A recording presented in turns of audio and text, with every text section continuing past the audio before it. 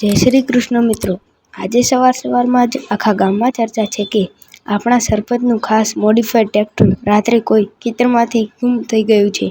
લોકો કહે છે કે પહાડના પાછળના જંગલમાં કોઈએ તેને જોયું છે. તો ચાલો આજે આપણે આપણી મજબૂત સ્કોર્પિયો લઈને તેને શોધવા નીકળીએ. મિત્રો, રસ્તો ખૂબ જ ખરાબ છે. સરપંચના ટ્રેક્ટર શોધવાના ચક્કરમાં આપણી ગાડી ન ફસાઈ જાય તેનું ખાસ ધ્યાન રાખવું પડશે. મિત્રો, ખૂબ રસ્તો ખરાબ હોવાના કારણે ગાડી પણ કીચડ થઈ ગઈ હતી અને ખૂબ બગડી ગઈ હતી. મિત્રો, ટ્રેક્ટર શોધી રહ્યા છે પરંતુ ક્યાંય મળી નહીં રહ્યું. તો મિત્રો, આપણને ટ્રેક્ટર મળી ગયું છે. સામે રહ્યું જે સરપંચનું ટ્રેક્ટર છે. મિત્રો, ઝડપથી ટ્રેક્ટર પાસે પહોંચીએ છીએ અને ટ્રેક્ટરને ટોર્ચન કરવા લાગીએ છીએ. તો ચાલો આપણે તેને રેસ્ક્યુ કરીએ. તો મિત્રો, ગાડીને સરખી કરી દઈએ અને ટ્રેક્ટરને બંધાય તેવું કરીએ. તો ગાડીને પાછળ જવા દીધી છે.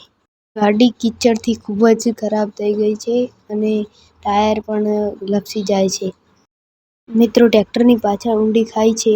જો ટ્રેક્ટર તેમાં પડી ગયું તો સરપંચ આપણને ગામમાં રહેવા નહીં દે. તો તેને ધ્યાનથી આપણે ટોર્ચન કરી અને લઈ જઈએ છીએ. જો મિત્રો, ટ્રેક્ટરને સહેજ પણ ક્રેક આવશે તો મને સરપંચ ગામમાં રહેવા નહીં દે. માટે આપણે ધીમે ધીમે ગાડી ચલાવવી પડશે. જ્યારે આપણે ટ્રેક્ટરને ગામમાં લઈને જઈશું ત્યારે સરપંચ ખૂબ જ ખુશ થઈ જશે. મિત્રો, સરપંચના કારણે આપણી ગાડી પણ ખૂબ જ બગડી રહી છે, પરંતુ જ્યારે આપણે ટ્રેક્ટર સરપંચને આપશું તો તે ખુશ થઈ જશે. જો મિત્રો, તમને રેસ્ક્યુ મિશન ગમ્યું હોય તો તમે લાઈક કરી દેજો. તો ચાલો આપણે ઝડપથી ગામ તરફ જઈએ અને સરપંચને તેમનું ટ્રેક્ટર આપીએ. મિત્રો, આપણે સરપંચના ખેતરમાં ગયા છીએ પરંતુ તેઓ હાજર નથી. તેઓના ફાર્મ હાઉસ તમે જોઈ શકો છો. તો આપણે ટ્રેક્ટરને ત્યાં મૂકી અને આપણે ઘર તરફ જઈ રહ્યા છીએ. તો સ્કોર્પિયોમાં બેસી અને ઘરે જઈ ચૂક્યા છીએ.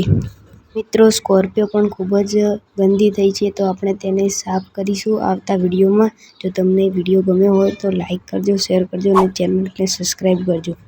તો મિત્રો, મળીશું આવતા વિડીયોમાં.